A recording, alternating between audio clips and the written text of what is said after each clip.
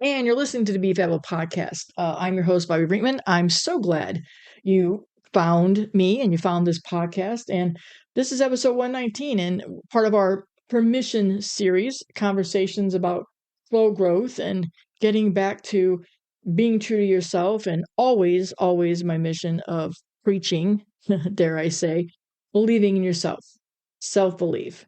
And that mindset, motivation, and confidence and clarity, the leadership, that these are all strategies to grow personally and professionally. So I'm glad you're here. However you found us, I hope you'll stay along and go with the journey. Nothing fancy here. No big music intros, no big exits. I do stutter and sometimes I get caught up in my words. So thanks for the grace in advance that you're going to give me. I show up authentically myself. I have Parkinson's disease, so I do have sometimes Parkinson's fog. All I do with these episodes is I write some notes. I just do some bullet points. I don't really have a script, so it's just a general flow. So if you see me going a little faster, a little slower, hopefully it don't irritate you enough. And if it does, I'm not going to apologize for being myself. But my role is to just give you some guidance, and guidance as in no homework, nothing big for you have to accomplish except believing in yourself. That's what I want you to always leave these episodes with. And knowing that you can come back to these episodes, we're here to meet you where you are. Today, you might be needing some confidence boost, or you need to talk a little bit about how to go from here to there. A week from now, you might be going, man, I'm really stuck. I don't know if I believe in myself anymore. And you'll find that episode. There's, 119 episodes here, some with guests and some just solo. So find where you are right now and what you think you might need as a gentle boost, a gentle nudge, but always intentional with my love and appreciation for you to believe in yourself. So, we're going to talk a little bit about normalizing self belief and removing the shame around self doubt. So, the last few episodes we've been talking about the authenticity and the quiet confidence, etc. So, today, let's dive in a little bit on something that often sits underneath all of those things, everything that we've been talking about in this permission series, self belief. Because sometimes it's not that you don't know what to do, it's that your belief in yourself feels quieter than it used to be. It's taken a back seat. It's a new season and you're not really sure where you want to go. So that doubt starts creeping in. But there's something I want to say, and I'm going to say it loud because it matters. Losing touch with your self belief does not mean that you need to find somebody new, that you need to become something different, that you failed in any sort of way, or that you're left behind. Losing touch with your self belief doesn't mean any of those things. It just means that maybe life got louder and other things need your priority and something else had to take a back seat. We all know about that. I know it's called work-life balance, but I believe in harmony because to me, balance means something is going to fall, but harmony means how do we all play nicely together? And sometimes something needs more of attention. So sometimes we lose our self-belief because life got louder. So I wanted you to hear that because it does matter. Life has become more demanding or more complex or more emotional. When that happens, even the most capable, confident people will start second guessing themselves. Not because they've changed, but because the noise has. And what the lens they're looking through might be a little cloudy. But you're not alone, my friends. Even the most confident people, the people that we see on stages, the people that you see on TV, those people have self-doubt more often than not. They've just got really good at performing through that confidence. They got used to putting on that self-belief armor, so to speak. So they show up more confident, but maybe behind when the camera's turned off or when they're alone, they don't have all of that. When they don't have all that applause, sometimes they're not confident. So don't think for a minute that you're ever alone in your self-doubt or your self-belief. A lack of it. Self-belief doesn't disappear all at once. It will quietly happen over time when sometimes you least expect it, or you've gotten too busy to listen, or you're so busy listening to the noise from somebody else about who they think you should be and what you should be doing and why you won't succeed. You start hesitating where you used to decide. You start hesitating where you used to know how to make the decision or what the decision would be. You start pausing on those things. You start questioning instincts that you once trusted. Your confidence isn't gone, it's just become less accessible. And the worst part, we tend to judge ourselves for that. We tend to put the blame on ourselves. But I believe this is the truth. Rebuilding self-belief doesn't happen overnight. Rebuilding that self-belief can't happen overnight. Just like you cannot become an overnight success, it takes years and years and years.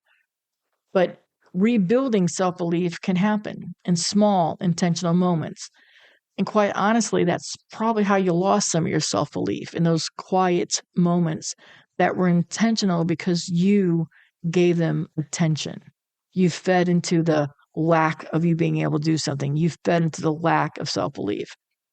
And when seasons feel heavy and when life feels heavy and your career feels heavy, this becomes more common. But this is the part I want you to hear clearly, that you don't have to become more confident. You don't have to reinvent yourself. You don't need to fix anything or become somebody new.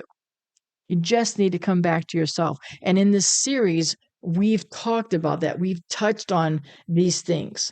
We've touched on becoming back home to yourself, how to be authentic, how to find these things. So while some of this might be repetitive, it's worth repeating, because if you start hearing things enough, you start believing them. And this is what happens with negative thoughts. And this is what happens with imposter syndrome. The stories that we tell ourselves, they're just not true. They're not the stories that somebody else really thinks. But what it is you start saying to yourself, you're not worthy, you're not capable, you're a failure. You hear that, you start believing it. So in these episodes and in anything that I try to do, there is that I say it over and over, but I try to say it in a different way. Because if I keep saying to you, come back to yourself, believe in yourself, I know you can do this, you're capable of this, you're going to conquer that, then you'll start believing back in yourself again that those are true stories to tell yourself. To remember who you are underneath the noise, to reconnect with what's always been true about you. Self-belief isn't built by motivation alone.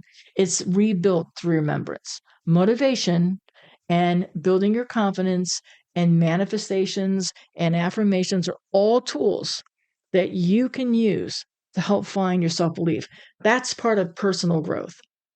I know people think it's woo, and I know people think it's hype, but let me tell you, the self-belief is something that you need in order to find success at any level, personally and professionally. Because if you don't believe in yourself, why would others? If you don't believe in yourself, why would somebody invest in you? If you don't show enthusiasm or show the attitude of, oh my gosh, I'm so excited about this. This is what I can do for you. This is how I serve. Here's the product. Here's my store. Here's my recipes. Here's my restaurant. If you don't believe in yourself, why would somebody come and sit at those tables? Come into that door when the open sign is on. Sit with you or hire you or book you. So self-belief isn't built by that motivation and enthusiasm alone. It's built through remembering and remembrance of what you know how to do, quietly and gently and consistently. This is actually why I created Self-Belief Reset Audio. Now, I'll put a link into the show notes here for you, but it's not a pump up. It's not a think positive at this moment, but it's a place for you to return to, reset, that you can come back to when you're second guessing yourself. Your confidence feels muted. Life feels louder than your inner voice. It's not about becoming someone new. It's about remembering who you already are and rebuilding trust from there. So I'll stick that link in the show notes so that you can just grab it. It's free, and it's a short little audios. It's about 5 or 6 audios that you can listen to. I think it's an hour in total, but you pop them in and you listen when you need it. It's the same with anything I do here on the podcast, as I mentioned earlier at the opening of the show. Come back and find an episode that might be talking to you, might be something you need to hear right now. Let it meet you where you are. And if you've listened to it before, you might hear it differently as you are growing, as you are becoming, as you are constantly on that journey to become the best version of yourself, and as you find professional and personal growth. So come back to these audios whenever you need. If self-belief feels a little quiet for you right now, I want you to ask these questions. Here's some questions I want you to carry with you. You don't have to be in a rush to do them. You don't have to stop what you're doing. But maybe when you're doing dishes, or maybe when you're folding laundry, these are times that you can bring these questions up, right? Where have I stopped trusting myself? Where have I stopped trusting myself and why? Why do I already know to be true about who I am? What do I already know? What do I know about myself that I know is true? What is it that I know about myself that I know is true? And what do I like about that? What do I like about myself? What would it look like to rebuild belief in myself, to gain back my self belief one small step at a time? Why did I lose it? How come I started doubting myself?